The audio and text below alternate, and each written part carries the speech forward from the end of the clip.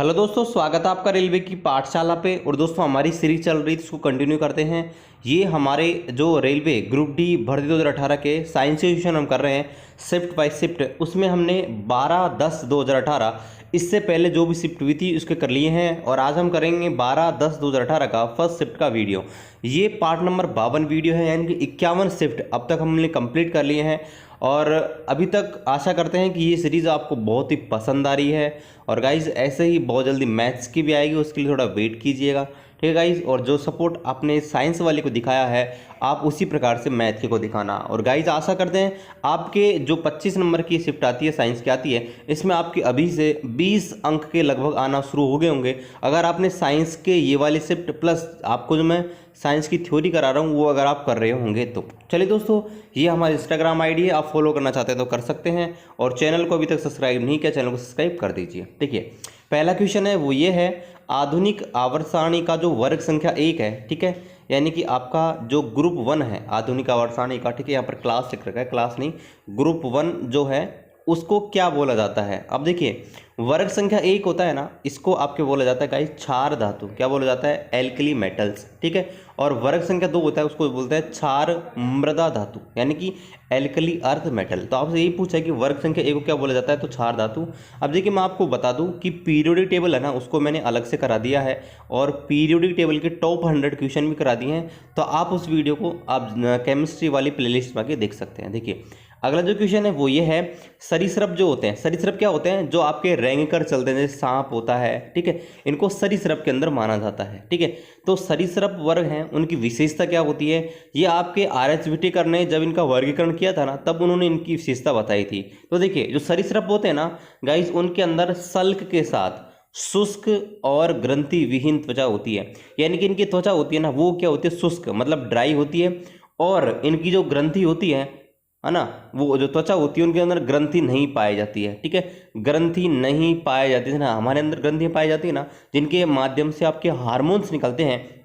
लेकिन सरीसृप जो होते हैं, सांप होते हैं जैसे कि, इनके अंदर कोई ग्रंथियां नहीं पाई जाती। चलिए अगला जो क्वेश्चन है वो ये है, निम्नलिखित में से किस में उत्तल लेंस वो उत्तल दर्पण का उपयोग नहीं होता।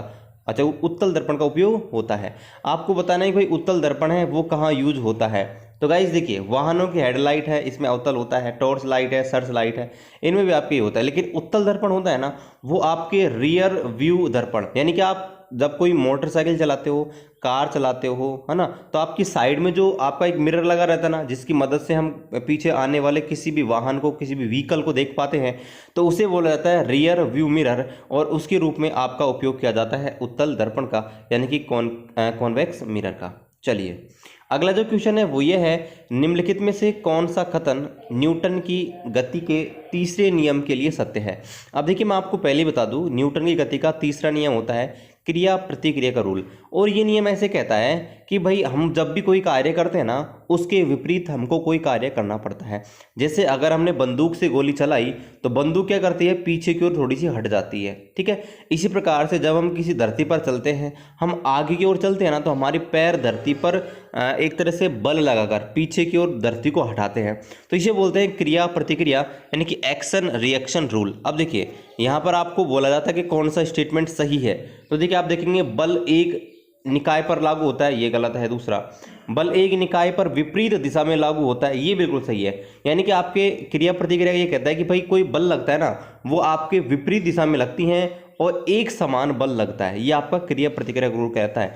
तो ये आपसे बोला है ऑप्शन नंबर सेकंड में कि जो बल है ना, फोर्स, वो आपके लगता तो एक ही निकाय पर है, लेकिन वो विपरीत दिशाओं में लगता है, ठीक है। और ये दोनों वैल्यू होती है ना, ये दोनों बल लगते हैं, उनकी वैल्यू क्या होती है, बराबर होती है, लेकिन क्या होती है गाइस, नेगेटिव होती है। अगला जो क्वेश्चन है वो ये है कि एथेनोइक एसिड है, उसका सामान्य नाम क्या होता है, यानी कि सामान्य भाषा में उसको क्या कहा जाता है। तो देखिए एथेनोइक एसिड होता है ना, इसका जो फॉर्मूला होता है गाइस वो होता है CH3COOH, ठीक है। इसको बोला जाता है एथेनोइक अम्ल, ठीक है, हिंदी में बोलते हैं एथेनोइक अम्ल। तो गाइस इसका जो फॉर्मूला होता है, मतलब इसका सामान्य जो नाम होता है ना, वो आपका होता है एसिटिक अम्ल। क्या होता है, एसिटिक अम्ल। एसिटिक जो अम्ल होता है CH3COOH, इसको आपके एथेनोइक अम्ल भी कहा जाता है। चलिए अगला जो क्वेश्चन है वो यहाँ पर देखिए न्यूमेरिकल है। 10 किलो की एक वस्तु है जो कि जमीन से 5 मीटर ऊंची स्थित है, यानी कि 5 मीटर ऊंचाई पर स्थित है, तो आपसे पूछा है कि भाई इसमें निहित ऊर्जा ज्ञात कीजिए। ठीक है, अच्छा इसमें ऊर्जा मिस्टेक हो गई, निहित ऊर्जा ज्ञात कीजिए, find out what is contain energy. ठीक है, तो थोड़ा ट्रांसलेशन मतलब टाइपिंग थोड़ा एरर है तो देख लीजिएगा। अब देखिए, जब कोई वस्तु की सर्टेन हाइट पर स्थित होती है ना गाइस, तो उसके अंदर पाई जाती है आपके स्थितिज ऊर्जा। क्या पाई जाती है? स्थितिज ऊर्जा। और स्थितिज ऊर्जा होती है mgh। अब देखिए, m का मान होता है 10, आपको दे रखा है। ठीक है, जी आपको ले लेना है 10, अगर दिया हुआ तो अच्छी बात है, नहीं तो 10 लेना है। ठीक है, और h बराबर आपको दे रखा है 5, तो आप इसको हल करेंगे तो 10 × 10 बराबर 100 और गुणा 5, यानी कि 500 जूल। तो आंसर आ जाएगा इस 500 जूल, इसका आंसर आ जाएगा। चलिए अगला जो क्वेश्चन है वो ये है, ब्रह्मांड की प्रत्येक वस्तु होती है अन्य सभी वस्तुओं को आकर्षित करती है, अट्रैक्शन करती है ना। तो ये जो आपका गुण होता है, अट्रैक्शन करने का जो गुण होता है, वो किसके विपरीत अनुपात में होता है, मतलब किसके व्युत्क्रमानुपाती होता है, ये आपसे पूछा है। अब देखिए, ये बात हो रही है आपके गुरुत्वाकर्षण की। अब देखिए, गुरुत्वाकर्षण जो बल होता है ना गाइज, वो आपका क्या होता है? गुरुत्वाकर्षण बल होता है कि दोनों वस्तुओं के द्रव्यमान के समानुपाती होता है और उनके बीच की दूरी के स्क्वायर के व्युत्क्रमानुपाती होता है। तो आपसे यही पूछा है कि भाई जो गुरुत्वाकर्षण त्वरण होता है, वो गुरुत्वीय बल होता है, ठीक है, वो किसके व्युत्क्रमानुपाती होता है?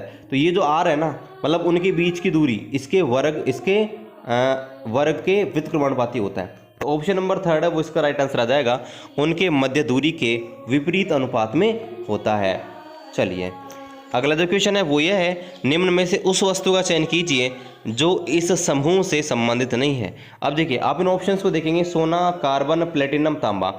अब आप देखेंगे तो सोना, प्लेटिनम और तांबा तीनों के तीनों आपके क्या होते हैं? धातु होते हैं, यानी कि मेटल होते हैं। क्या होते हैं गाइस? धातु या मेटल होते हैं। लेकिन आपका जो कार्बन होता है वो एक अधातु होता है। ठीक है, तो इस प्रकार से आपका इसका राइट आंसर आ जाएगा कार्बन। ठीक है, चलिए अगला जो क्वेश्चन है वो ये है, कौन सा उत्तक होता है वो तने तथा जड़ के शीर्ष भाग में पाया जाता है, यानी कि जो स्टेम होता है और आपका जो रूट होता है उसके ऊपरी हिस्सों में पाया जाता है। तो गाइज आपका शीर्ष विभज्योतक उत्तक होता है ना, टॉप मेरिस्मेटिक, या इसको एपिकल मेरिस्मेटिक भी बोलते हैं। क्या बोलते हैं? एपिकल मेरिस्मेटिक टिश्यू, ये इसका राइट आंसर आ जाएगा। आपका शीर्ष विभज्योत उत्तक यानी कि मेरिस्मेटिक टिश्यू होता है, वो आपका कई प्रकार का होता है, तो उसमें एपिकल मेरिस्मेटिक टिश्यू होता है ना। मैं आपको टिश्यू का अलग से वीडियो बना दिया है ना, लगभग आपके 40-45 मिनट का वीडियो है, उसमें आपके टिश्यू से रिलेटेड सारे क्वेश्चन मैंने करा दिए हैं, आप उसको जाके देख सकते हैं प्लेलिस्ट के अंदर। ठीक है गाइज, चलिए अगला जो क्वेश्चन है वो ये है, द्रव्यमान और त्वरण के गुणनफल को क्या कहा जाता है? अब देखिए, द्रव्यमान होता है m और त्वरण होता है a, इनकी गुणनफल को क्या कहा जाता है? तो आपको बताओ, ये सूत्र होता है F बराबर ma, और ये बल का सूत्र होता है, यानी कि F बराबर ma, तो वही किसके बराबर होगा? ऑप्शन नंबर 3, यानी कि बल, यानी कि फोर्स के बराबर। चलिए अगला जो क्वेश्चन है वो ये है, यदि किसी लवण का pH मान 0 है तो बताइए यह लवण किससे प्राप्त होगा? अब गाइस आपको एक चीज़ ध्यान रखनी है कि भाई pH वैल्यू होती है ना, वो आपके बहुत ही इंपॉर्टेंट होती है। देखिए, ये होती है pH, यहाँ पर 0, यहाँ पर 14 और बीच में होता है 7। ठीक है, बीच में होता है 7 यहाँ पे। ठीक है, अब आपको एक चीज़ ध्यान रखनी है, अगर आपके प्रबल अम्ल और प्रबल क्षार अभिक्रिया करते तो जो लवण बनता ना वो बनता उदासीन, और उसकी वैल्यू होती 7। अब देखिए, 3 प्रकार से आपके अम्ल और क्षार रिएक्शन कर सकते हैं। पहला, या तो आपका प्रबल अम्ल यानी कि आपके स्ट्रॉन्ग एसिड, ठीक है, प्रबल अम्ल और आपके प्रबल क्षार यानी कि स्ट्रॉन्ग एसिड और स्ट्रॉन्ग बेस, ये जब मिलेंगे ना तो आपका बनेगा उदासीन। लेकिन गाइज आपका जो अम्ल होगा, ठीक है, जो आपका अम्ल है एसिड है, और आपका जो क्षार है, ठीक है, बेस है। अगर अम्ल तो क्या है? प्रबल है ना, और क्षार क्या है? दुर्बल है। तो उस स्थिति में क्या होगा? ये जो लवण बनेगा ना उसके अंदर अम्ल के गुण ज़्यादा होंगे। क्या होंगे? अम्ल के गुण ज़्यादा होंगे। और अम्ल जो होता है ना उसकी pH वैल्यू होती है 0 से लेकर आपके 7 तक। ठीक है, 0 से लेकर 7 से नीचे होती है ना, 6.9 तक। तो गाइज आपका अगर आपसे ऐसे क्वेश्चन पूछा है कि भाई कोई लवण बना है ना, उसका pH वैल्यू 0 है, मतलब वो क्या है? अम्लीय है ना। pH वैल्यू अगर 0 है इसका मतलब वो अत्यधिक अम्लीय है। तो आपसे ये पूछा है कि वो लवण किस से प्राप्त होगा, तो लवण बनेगा आपके प्रबल अम्ल से। ठीक है, प्रबल अम्ल और दुर्बल क्षार से। इसको मैं केमिस्ट्री में ऑलरेडी करा चुका हूँ, प्रबल अम्ल और दुर्बल क्षार से। ठीक है गाइज, तो यहाँ पर देखिए स्ट्रॉन्ग एसिड एंड आपके वीक आपके बेस, ये इसका राइट आंसर आ जाएगा। चलिए अगला जो क्वेश्चन है वो ये है, उच्च तापमान प्राप्त करने के लिए इलेक्ट्रिक तापन उपकरणों में सामान्यतः किसका उपयोग किया जाता है? यानी कि हम हाई टेम्परेचर प्राप्त करना चाहते हैं तो उसके लिए इलेक्ट्रिक तापन उपकरण जो होते हैं गाइस, है ना, उसमें किसका यूज़ किया जाता है? अब देखिए, यानी कि आपको पता होगा अगर हम हाई टेम्परेचर गेन करना चाहते हैं तो किससे बनाया जाता है? तो आपके जो एलॉय होते हैं ना, मतलब मिश्र धातु जो होती हैं, आपको होता है मिश्र धातु, वो क्या करती है, उनका आपका जो क्वथनांक होता है वो क्या होता है, थोड़ा हाई होता है। इसलिए आपके एलॉय यानी कि जो मिश्र धातुएं होती हैं उनका यूज़ हम हाई टेम्परेचर प्राप्त करने के लिए करते हैं। चलिए अगला जो क्वेश्चन है वो ये है कि कार्बन डाइऑक्साइड के 88 ग्राम द्रव्यमान में मौजूद आपके अणुओं की संख्या ज्ञात कीजिए। देखिए अणु का मतलब मोल के बारे में पूछ रहा है। अब देखिए मोल क्या होता है? मोल होता है भाई ग्राम में भार, क्या होता है? ग्राम में भार बटे अणु भार, ठीक है, यानी कि वैल्यू इन ग्राम और मोलिकुलर मास, ठीक है, ये आपका सूत्र होता है। अब देखिए ग्राम में भार कितना दे रखा है? 88, कितना दे रखा है? 88। और आपका अणुभार क्या हो जाएगा भाई? CO2 का अणुभार निकालना है तो C का निकालेंगे 12, O का 1 का होता है आपका ऑक्सीजन होती है, इसका अकेले का होता है 16, लेकिन 2 O है, यानी कि इसका हो जाएगा 16 दूना 32। तो देखिए आप इनको ऐड करेंगे, 32 + 12 कितना हो जाएगा? 44। तो 88 में 44 का भाग लगाएंगे, आंसर आएगा 2। तो ऑप्शन नंबर फर्स्ट है वो इसका राइट आंसर आ जाएगा। चलिए अगला जो क्वेश्चन है वो ये है कि ध्वनि होती है किस में संचरण करती है? तो देखिए ध्वनि होती है ना एक प्रकार की अनुदैर्घ्य तरंग होती है और ये आपके क्या करती है? इनको संचरित होने के लिए माध्यम की आवश्यकता होती है। मैंने ध्वनि का एक चैप्टर करा दिया है पार्ट 1 और पार्ट 2 बहुत जल्दी कराऊंगा ध्वनि के बारे में, जो भी सारे क्वेश्चन बनते हैं उसका आयाम कैसे बदलता है, आवृत्ति कैसे बदलती है, ठीक है, सारी चीज़ें मैं आपको कराऊंगा। तो देखिए ध्वनि होती है ना वो उसको संचरण के लिए माध्यम की आवश्यकता होती है। तो आपको देखिए ऑप्शन में दिया है पहला कि केवल गैस में होगी, केवल द्रव में होगी, केवल ठोस में होगी, लेकिन ऑप्शन 4 को आप देखेंगे तो सभी विकल्प, यानी कि आपकी जो ध्वनि होती है ना उसको संचरित होने के लिए माध्यम की आवश्यकता होती है, ये आपके निर्वात में गमन नहीं कर सकती, इसलिए ऑप्शन 4 है उसका राइट आंसर हो जाएगा। चलिए अगला जो क्वेश्चन है वो ये है, निम्न में से कौन सा विकल्प रासायनिक परिवर्तन का उदाहरण है? अब देखिए रासायनिक परिवर्तन होता क्या है? ऐसा परिवर्तन जिसमें पदार्थ के रासायनिक गुण चेंज होते हैं लेकिन उसके भौतिक गुण, भौतिक अवस्था चेंज नहीं होती। अब मैं आपको डायरेक्ट तरीका बता देता हूँ कि भाई हम कैसे पता लगाएंगे कि कोई परिवर्तन रासायनिक है या भौतिक। तो गाइज एक सीधी सी ट्रिक है कि ऐसा आपको उन उदाहरणों में देखना है कि भाई अगर एक बार कोई परिवर्तन हो गया ना, अगर वो परमानेंट है, मतलब हम वापिस से मूल पदार्थ प्राप्त नहीं कर सकते, तो वो होता है रासायनिक। क्या होता है? रासायनिक। और अगर भाई हमने जो परिवर्तन किया उसको वापिस से हम उसकी पूर्व अवस्था में ले आएंगे, मूल अवस्था में ले आएंगे, तो उससे बोलते हैं आपके भौतिक, ठीक है। तो आपको रासायनिक पूछा है, मतलब आपको ये देखना है कि ऐसा कौन सा ऑप्शन है जो एक बार हो गया तो हो गया, उसको वापस हम रोल बैक नहीं कर सकते। तो देखिए ऑप्शन नंबर फर्स्ट उसको देखेंगे, भाई दूध से दही बदल गया। अब गाइस दूध से दही बदल गया ना, तो आप कभी भी दही से दूध नहीं बना सकते ना, तो ये आपका होता है रासायनिक परिवर्तन। बल्कि देखिए ऑप्शन नंबर सेकंड को देखेंगे कि भाई शुष्क बर्फ है वो पिघल गई, तो अगर बर्फ पिघल गई ना तो बर्फ को वापस फ्रिज में रख दूँ, वो पानी जो बना है वो वापस बर्फ बन जाएगी, ठीक है। ऑप्शन नंबर आप थर्ड देखेंगे, रेत का पानी में मिलना, रेत के अंदर पानी मिल गया तो आप गर्म कर दो, आपका पानी अलग हो जाएगा, रेत बच जाएगी, ठीक है। चीनी के अंदर पानी के अंदर चीनी घोल दी तो भाई आपका वाष्पीकरण से क्या करेंगे, पानी उड़ जाएगा, वापस चीनी प्राप्त हो जाएगी। तो ये आपके होते हैं सारे के सारे तीनों भौतिक, और ऑप्शन नंबर फर्स्ट है वो हो जाएगा रासायनिक, ठीक है। चलिए अगला क्वेश्चन देखते हैं कि भाई किसका उपयोग हवा और शक्ति, ठीक है, किसका उपयोग हवा की शक्ति और वेग को मापने में किया जाता है। अब देखिए लैक्टोमीटर होता है ना, वो दूध के घनत्व को मापने के लिए, दूध की शुद्धता को मापने के लिए किया जाता है। स्पीडोमीटर क्या होता है? स्पीडोमीटर होता है गाइज आपके जो ऑटोमोबाइल्स होते हैं, आपकी कार होती है, मोटरसाइकिल होती है, तो साइड में आपने देखेंगे उनके अंदर किलोमीटर लिखे रहते हैं ऐसे ऐसे ऐसे, तो नहीं किलोमीटर नहीं, जो आपकी सुई रहती है ना आपके स्पीडोमीटर की बात हो रही है, तो स्पीडोमीटर क्या होता है, वहाँ आपको स्पीड दिखाई देती है ना, भाई गाड़ी कितनी की स्पीड पर चल रही है, 50 मीटर की चल रही है ना, 100 की भी चल रही है, तो उसे बोलते हैं स्पीडोमीटर, ठीक है। वो ओडोमीटर होता है जो यहाँ पर आपका किलोमीटर दिखाता है ना, यहाँ पे कितना चली, उसे बोलते हैं ओडोमीटर। तो यहाँ स्पीडोमीटर की बात हो रही थी, मतलब गाड़ी कितनी की स्पीड में चल रही है, उसे बोलते हैं आपके स्पीडोमीटर। थर्मामीटर क्या होता है? थर्मामीटर होता है टेम्परेचर मापने का, ठीक है। आपने देखा होगा जब किसी के व्यक्ति के बुखार हो जाता है तो डॉक्टर उसके मुंह के अंदर डालता है ना, उसे बोलते हैं थर्मामीटर। तो ऑप्शन नंबर 4 है इसका राइट आंसर हो जाएगा एनीमोमीटर, जो कि हवा की शक्ति और वेग को मापने में इसका उपयोग किया जाता है। चलिए अगला जो क्वेश्चन है वो ये है, आधुनिक आवर्त सारणी है उसके किस आवर्त में उपधातु नहीं है, यानी कि मेटलॉइड्स हैं किस आपके आवर्त में, किस पीरियड में स्थित नहीं है। तो आपको पता है आधुनिक आवर्त सारणी में 7 होते हैं पीरियड, 1 2 3 4 5 6 7। अब चलिए मैं आपको आधुनिक आवर्त सारणी ही दिखा देता हूँ ताकि आपको चीज़ें हैं और बेहतर तरीके से समझ आ जाएंगी। तो यह है अपनी आधुनिक आवर्त सारणी। अब देखिए ये है आपका पहला आवर्त, ये दूसरा है, तीसरा है, चौथा, पांचवा, 6 7, इस प्रकार के आवर्त हैं वो आपके चलते हैं। अब देखिए पहला जो आवर्त है ना, पहले तो आपको बता दूं यहाँ पर मेटलॉइड क्या होते हैं, यानी कि आपके उपधातु क्या होती हैं। तो ये टेढ़ी मेढ़ी लाइन आपको दिख रही है ना, ग्रीन लाइन ये आपको दिख रही है ना बीच में, इसे बोलते हैं आपके उपधातु यानी कि मेटलॉइड। तो देखिए एक तो आपकी आवर्त संख्या 1, ये देखिए इसमें हाइड्रोजन और हीलियम है, इसके अंदर कोई भी उपधातु नहीं आती। और एक आपके ये वर्ग आपके आवर्त संख्या 7, इसमें देखिए इसमें आपके कहीं भी कोई भी मेटलॉइड नहीं आती। तो आंसर क्या हो जाएगा इस ऑप्शन नंबर आपके आवर्त संख्या 1 और आवर्त संख्या 2, इनमें कोई भी आपके एक भी उपधातु नहीं आती। तो ऑप्शन नंबर 2 है वो इसका राइट आंसर हो जाएगा। चलिए अगला जो क्वेश्चन है वो ये है कि भाई पुरुष के शुक्राणु होते हैं उनमें गुणसूत्र की संख्या कितनी होती है। गाइस ये क्वेश्चन कई बार कंफ्यूज कर देता है। अगर आपसे शुक्राणु नहीं दिया होता, डायरेक्ट पूछता कि भाई पुरुष में गुणसूत्र की संख्या कितनी होती है, तो आपको इसका आंसर टिक करना था 46। लेकिन अगर आपसे पर्टिकुलर पूछे कि भाई पुरुष के शुक्राणु होते हैं उनमें गुणसूत्र कितने होते हैं, या महिला के अंडाणु होते हैं उनमें गुणसूत्र कितने होते हैं, तो फिर आपको आंसर टिक करना है 23।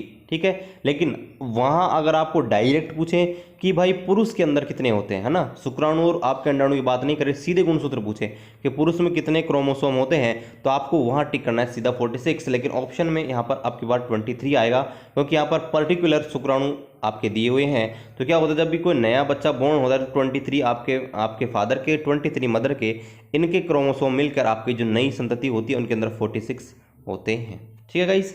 चलिए अगला जो क्वेश्चन है वो ये है, उस अवस्था का नाम बताइए, उस स्टेज का नाम बताइए जिसमें मानव में, पुरुष में तथा महिलाओं के अंदर प्रजनन अंग होते हैं उनका विकास होता है और यौन के प्रति परिपक्व हो जाते हैं, यानी कि वो मैच्योर हो जाते हैं आपके यौन के प्रति, यानी कि विकसित हो जाते हैं, डेवलप हो जाते हैं, उनके सेक्स ऑर्गन्स जो होते हैं तो उस टाइम पे आपके विकसित हो जाते हैं, उस टाइम पीरियड को क्या कहा जाता है। ठीक है। तो गाइस इसको बोला जाता है किशोर अवस्था। किशोर अवस्था के बाद आपके क्या होते हैं, जो आपके मानव होते हैं उनके अंदर पुरुष हो चाहे महिलाएं हों, वो विकसित हो जाती हैं, मैच्योर हो जाते हैं किशोर अवस्था के बाद। ठीक है। और ये नॉर्मली होता है आपके 13 से 15 साल की एज होती है। ठीक है, इसके अंदर विकसित हो जाते हैं। चलिए अगला जो क्वेश्चन है वो ये है कि आधुनिक आवर्त सारणी के चौथे आवर्त में कितने तत्व उपस्थित हैं। तो देखिए आधुनिक आवर्त सारणी है ना, उसमें 7 आवर्त हैं। कितने हैं? 7, 1 2 3 4 5 6 7।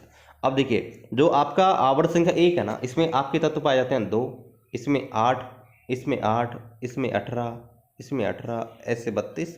ठीक है। तो आपसे पूछा कि भाई चौथे आवर्त में, तो चौथे आवर्त में कितने होंगे गाइस? 18। कितने हो जाएंगे? 18 यानी कि 18।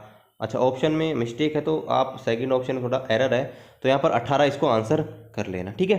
चलिए अगला जो क्वेश्चन है वो ये है, एक विद्युत परिपथ है, उसमें उसके माध्यम से 300 कूलाम आवेश देने पर 0.5 एम्पियर की धारा बहती है, तो समय ज्ञात कीजिए। अब देखिए क्वेश्चन हम करेंगे जो आपकी विद्युत धारा होती है उसकी परिभाषा से। अब देखिए विद्युत धारा की परिभाषा क्या होती है, आई जो होती है ना वो क्या होती है, आवेश के प्रवाह की दर, यानी कि आपके आई बराबर Q/T। अब देखिए टी का मान हमको निकालना है, तो इधर क्रॉस इसको भेज देंगे, तो यहाँ पर देखिए टी बराबर हो जाएगा आपके Q/I। क्या आ जाएगा? Q/I। क्यू का मतलब होता है कुलाम, यानी कि आवेश कितना है भाई? 300। ठीक है। आई का मान है विद्युत धारा, यानी कि आपको देखे 0.5, तो 300 में 0.5 का भाग देंगे तो आंसर आ जाएगा 600 सेकंड। क्या आ जाएगा गाइज? 600 सेकंड इसका राइट आंसर आ जाएगा। चलिए अगला क्वेश्चन देखते हैं कि 300 वाट का एक इलेक्ट्रिक पंखा है जिसका उपयोग प्रतिदिन 8 घंटे किया जाता है, तो एक दिन में उपयोग की गई शक्ति ज्ञात कीजिए। देखिए मैं आपको बता दूं कि मैंने साइंस के न्यूमेरिकल अलग से करा दिए हैं, प्लेलिस्ट के अंदर 16 वीडियो बना रखे हैं, आप उनको जाके देख सकते हैं। इसके अलावा मैंने जो PDF है न्यूमेरिकल की, जो NCERT जो भी न्यूमेरिकल बन सकते हैं उनकी वेबसाइट के ऊपर अपलोड कर दी है, तो नीचे वीडियो डिस्क्रिप्शन में हमारी वेबसाइट का लिंक मिल जाएगा, आप वहाँ से उसको डाउनलोड कर सकते हैं या वीडियो देखकर भी आप कर सकते हैं। ठीक है। तो देखिए यहाँ पर आपसे पूछा है कि ऊर्जा ज्ञात कीजिए। ऊर्जा क्या होती है भाई? शक्ति होनी चाहिए आपके वाट में, है ना, शक्ति होनी चाहिए वाट में इंटू समय होना चाहिए घंटे में और 1000 का भाग लगा देते हैं, ये सूत्र होता है। अब देखिए शक्ति आपको दे रखी है 300, ठीक है, टाइम है 8 घंटे और 1000 का भाग लगाना है। तो देखिए 1000 का भाग लगाना है ना, तो ये हो जाएगा आपके 2400 और 1000 का भाग लगाना है